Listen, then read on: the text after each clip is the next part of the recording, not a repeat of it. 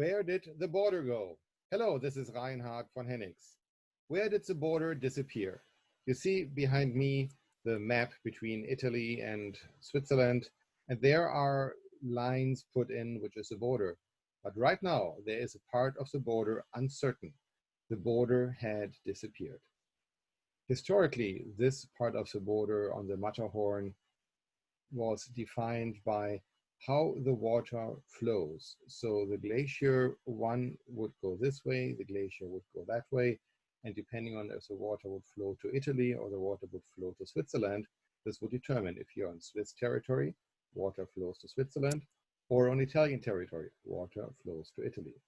Now, however, in time of glaciers being impacted by global warming, the question is, how do you treat this territory where the water does not flow anymore?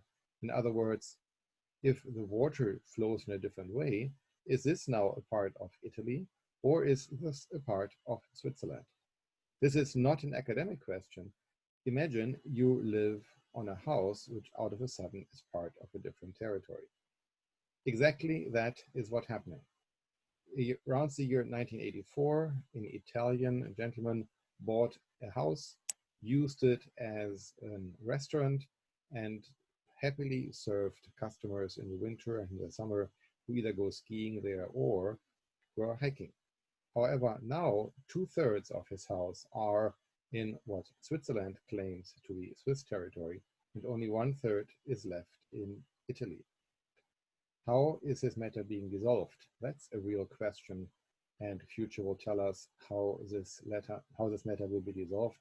However, right now, this refugio, this place of hope for travelers, is in a dispute between two countries, where in the 21st century, I almost found it's impossible that you don't know how the border is between two established countries, but it is still the case between Switzerland and Italy in the area of refugio. If you take a refuge, if you take a place, if you want to go there, if you want to use the refugio, maybe you have to take Swiss francs as well as European euros in order to make sure your bill can get paid. Enjoy. Bye.